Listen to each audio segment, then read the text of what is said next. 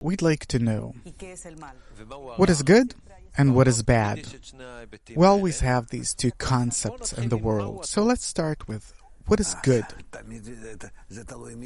Well, it depends who says what good is and who says what bad is. According to which standards, measurements do we check and say something that's good for one person can be bad for another, etc. Meaning there's no absolute good and bad in our world, unless we're talking about good and bad, which is above any human calculations that we make, that each has their own individual good and bad. So we need to look at good and bad in the measure to which they benefit the whole of mankind, to the measure of their general benefit above humanity. And here we already stumble upon a state where we see that we're developing, that also nature in general, the universe, earth, all of us are changing. And good and bad, then how will we judge? Who is it good for? Or in relation to what is it good and in relation to what is something bad? And therefore we have to examine nature. And because, according to what we see, nature entirely is drawn to a more and more integral state. Like we see from the Big Bang, that more and more all the particles come more and more together, first in the still, then in the vegetative, then in the animate, then on the human level. So what we need to actually say is that connection above all differences is a good thing. And it happens. And it's something that exists in nature, and it's something that has to come into being according to a plan that exists in nature. Like in the past, there were gases, then they shrunk, became planets, stars, etc., etc. That's how we humans are. Even though that we multiply and we're very different from each other, eventually we will all have to be connected, and evermore, and stop with the wars, and stop with all the problems and the differences between us. So, what is good and what is bad? This is something that we can measure if we measure it in relation to the general plan of nature, meaning that connection is always favorable, it's something good, and if we're talking about separation, rejection, it's always bad. Eventually, sooner or later, connection will always work out for the better and separation for the worse. And this is what we measure in relation to. And this is also how we have to raise our children and to try and build such countries, nations, societies that will understand that closeness between people is always good, if it is to the benefit of people, of course. It's said that the Creator is good and benevolent. But it doesn't seem so when we look at the world. We see a lot of violence, evil, hatred between people. So, why do we see such a picture? Why is this picture presented to us? The panorama that we're presented with is really, it speaks of the opposite thing. As if there's nothing good in nature, that the more we develop, we become more evil. And therefore, as if the future doesn't look good. To the contrary, actually. In the 21st century that we live in, that we're so developed, so smart, with all of our wisdom and everything, we really use everything only in order to harm each other. It's a bad sign.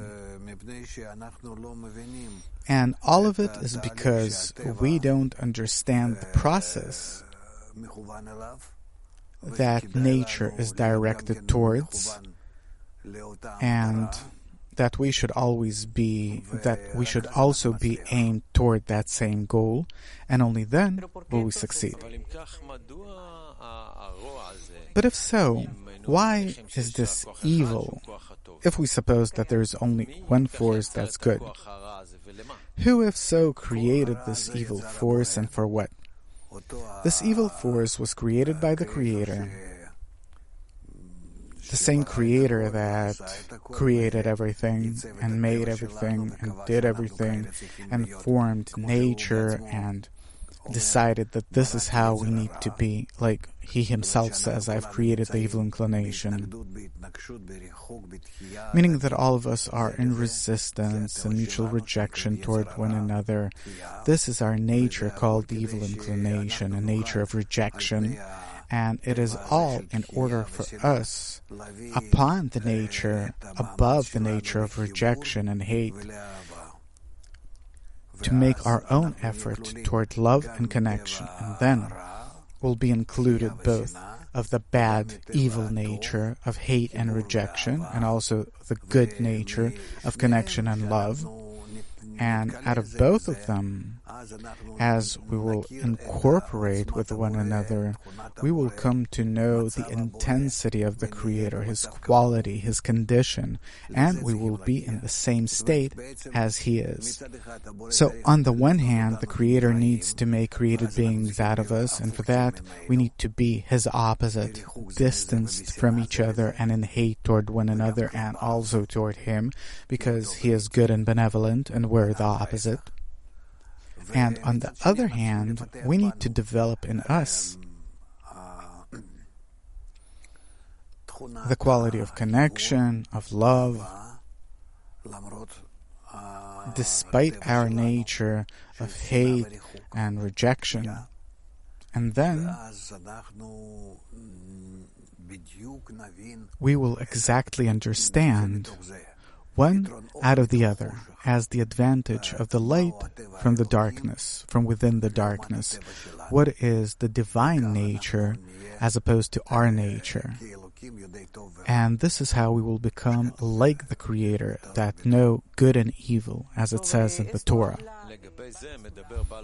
So, Bala Sulam says about this in Shamati 148. The scrutiny of bitter and sweet, true and false. He writes, there is a scrutiny of bitter and sweet, and there is a scrutiny of true and false. The scrutiny of true and false is in the mind, and the scrutiny of bitter and sweet is in the heart. Can you explain the difference? Meaning that some of these concepts are scrutinized in the mind and some in the heart. Yeah, in our world, we really have a scrutiny in heart and a scrutiny in mind. Do I love or not? It's in the heart. Do I accept it or not? Is in the mind. And both of them need to work in the same direction. If this is how I try to connect to my fellow man, then I reach a perfect connection. We as human beings are included of mind and heart, desire and thought, emotion and intellect. And to the measure to which we try, both in mind and in heart, to come closer to our fellow man, correspondingly we position ourselves in a state similar to the Creator.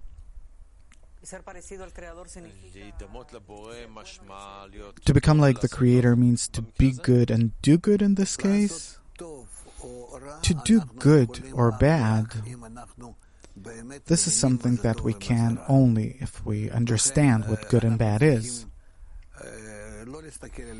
Therefore, we needn't look at people that each has good and bad according to their own standards. But we need to see what is good and what is bad in the eyes of the Creator. That then we have absolute measurements of good and bad, which are eternal, whole, perfect, that can change from one day to the next, like it is with people. And if we examine it and study it, then we will truly succeed. How can a person measure it according to the Creator, in relation to the Creator? Does he have the necessary tools, vessels, in order to examine the matter? This is why comes the method of Kabbalah, which is a method by which we can come to know the qualities of the Creator, what is good and bad, what is truth and false for Him, meaning in an absolute way. And what is it for us, human beings? And then we see how really we can't come to know Him, we can't understand Him. We always think according to our own good and bad, true and false, which is the opposite of the Creator. And exactly what does it mean? Opposite, we don't know. This inversion isn't clear to us. And so turns out that we're all the time doing something wrong and suffer. And always this is how humanity is advancing, even though that it is advancing, but advancing in terms of taking a step forward, falling, regretting, thinking that we have no choice, and does the opposite. And therefore, we always advance from the opposite to what's right, and then a bit to what's right. From the opposite to what's right, and then to what's right. And even though that we are advancing, but still we have not yet come to, and who knows when will we come to, determining the standards, the correct standards of good and bad. According to a study by the Yale University, people are born good, and throughout life, they change. It says, man's inclination is evil from the start, so they're not born good. What their theory says, or what they're trying to examine, is that people are born good, and over time, throughout life, they lose qualities such as empathy. I look at little children, at the measure to which they want to take for themselves, not to give to the other, hold on to something with both hands, don't want to share with others. I don't see that it's something good. I don't see good. I see the opposite. Little children have no ability to take others into consideration. This is our real nature. And that we, the grown-ups, already understand that we need to share with each other. It's because we have no choice, because we see that it's beneficial to do it. Because, if I won't give him, then later he'll want to kill me, so it's better to give him something, and this way to continue living peacefully, quietly. We are born completely like animals. Wild animals, beasts. No one cares for the others, no one wants. Look at little children, how they use their parents. How they really want everything for themselves, and it's correct. It's nature that positions them that way in order for them to be able to survive. There's no person in the world who's born good, not even a single person, just one. No one. No. We're not born angels. We love them. We forgive. We do everything for them. But if we look at this creature, that's this newborn creature, and how it develops, he wants only for himself, yells, shouts, demands, everything only for himself. Where does he have something good? He lives only because we love him. And only. But as we know, there are up to 10% in humanity that are natural altruists. These people are also not born with some kind of good inclination. No one's born good. But afterwards, as we go and develop, sometimes among us, up to 10%, there are people with altruistic inclinations, which also comes from nature, that inside itself is also divided into several egoistic levels. So there are such egoists that when they relate to others, the way they treat others, their ego behaves in such a way that as if they care for others, but eventually what they're carrying out are orders given by their own nature, that they have a desire to do good to others because they feel good as a result, and that's why they do good to others. It's not that they're doing good to others in order for others to feel good, but because in this way, they make themselves feel good, meaning it's a hidden kind of ego, exploiting others indirectly in a hidden kind of way. I'll do good to someone because it makes me feel good. So there are up to 10% of such people in humanity, and the rest are willing to do only to their own benefit. I'm willing to do only to my own benefit, and I can't do anything to the benefit of others. I can't even think in that direction. It says that I've created the evil inclination, as the Creator says. And on the other hand, I've also created the remedy. Right. The remedy is that when we reach a state where we see how evil we are, and we understand that we have no choice, that we're in very bad situations, and we can bring all of humanity on the entire planet to complete eradication so that no one will be left. We can reach such a bad state amongst us. And if so, we can stop ourselves and use a method called the wisdom of Kabbalah for us to know how to accept others, how to come closer to them, how to connect to others, and this way to correct ourselves. But this is on condition that we really acknowledge the evil, because without acknowledging our own evil, we will not be able to decide that we need to correct it. We need to see that if we continue this way, then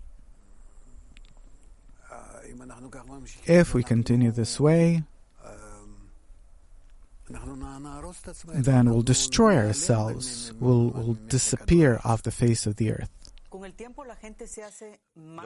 Do people become more evil over time? Or is it our own impression?